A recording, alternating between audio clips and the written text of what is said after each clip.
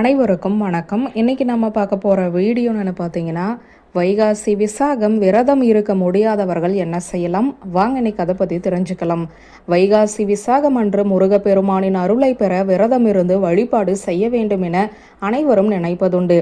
ஆனால் சூழ்நிலை, உடல்நிலை போன்ற பல்வேறு காரணங்களால் அனைவராலுமே விரதம் இருந்து முருகப்பெருமானை வழிபட முடிவது கிடையாது. வைகாசி விசாக நாளில் அப்படி விரதம் இருந்து வழிபட முடியாதவர்கள் என்ன செய்யலாம்? முருகனின் அருளை பெற இந்த நாளில் என்ன செய்ய வேண்டும்? அதை பற்றித்தான் இந்த வீடியோவில் பார்க்க போகிறோம். முருகப்பெருமான் அவதரித்த திருநாளான வைகாசி விசாகம் முருகப்பெருமானின் அருளை பரிபூரணமாக பெறுவதற்குரிய நாளாக கருதப்படுகிறது. வைகாசி விசாக நாளில் விரதம் இருந்து வழிபட்டால் நினைத்த காரியங்கள் நிறைவேறும், திருமணம், குழந்தை வரம், வெற்றி ஆகியவை கிடைக்கும் என பக்தர்களால் நம்பப்படுகிறது. இந்த ஆண்டு வைகாசி விசாகம் மே 30 சனிக்கிழமை வருகிறது.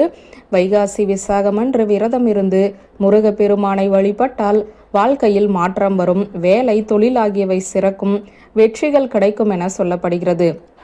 வைகாசி விசாகம் அன்று லட்சக்கணக்கான பக்தர்கள் முழு உபவாசமாக இருந்து பால்குடம் ஏந்தி பாத யாத்திரையாக வந்து வழிபடுவார்கள்.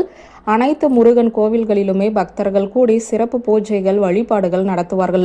ஆனால் வைகாசி விசாகம் அன்று விரதம் இருக்கும் நினைக்கும் அனைவராலுமே இந்த நாளில் விரதம் இருக்க முடியாது. அப்படி விரதம் இருக்க முடியாதவர்கள் என்ன செய்யலாம் என்பதைத்தான் இந்த வீடியோவில் நாம் பார்க்க போகிறோம். வைகாசி விசாகம் அன்று விரதம் இருக்க முடியாதவர்கள் காலையில் 6 மணிக்கு முன்பாக எழுந்து குளித்துவிட்டு அருகில் இருக்கும் முருகன் கோவிலுக்கு சென்று வழிபட்டு விட்டு வரலாம். முருகன் கோவிலில் 6 விளக்குகள் ஏற்றி வைத்து மனதார வேண்டிக் கொள்ளலாம். வைகாசி விசாகத்திற்கு முன் எத்தனை நாட்கள் முடிகிறதோ அத்தனை நாட்கள் இந்த வேண்டுதலை செய்யலாம். மற்ற நாட்களில் செய்ய முடியாவிட்டாலும் வைகாசி விசாகம் அன்று ஒரே ஒரு நாள் மட்டும் இந்த வழிபாட்டினை செய்யலாம்.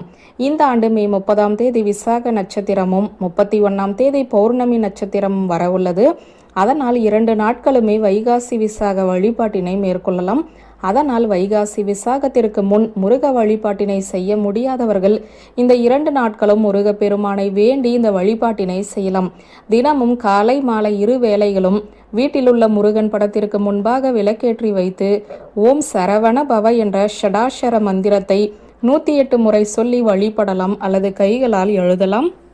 முருகன் கோவிலுக்கு தேவையான பூஜை மற்றும் அபிஷேக பொருட்கள் வாங்கி கொடுக்கலாம். வைகாசி விசாகம் அன்று முருகனுக்கு பால் அபிஷேகம் செய்வது விசேஷம் என்பதால் பால் குடம் எடுக்க முடியாவிட்டாலும் முருகனின் அபிஷேகத்திற்கு பால் வாங்கி கொடுப்பது மிகவும் சிறப்பானது.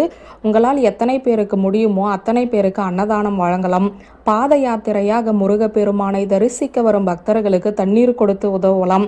முருகனுக்காக விரதம் இருந்து வரும் பக்தர்களுக்கு செய்யும் இந்த தொண்டு வைகாசி விசாகம் அன்று விரதம் இருக்க முடியாவிட்டாலும் விரதம் இருந்து முருகனை வழிபட்ட பலனை தரும். வியூவர்ஸ், இந்த வீடியோ உங்களுக்கு பிடித்திருந்த லைக், கமெண்ட், ஷேர் பண்ணுங்க. நன்றி.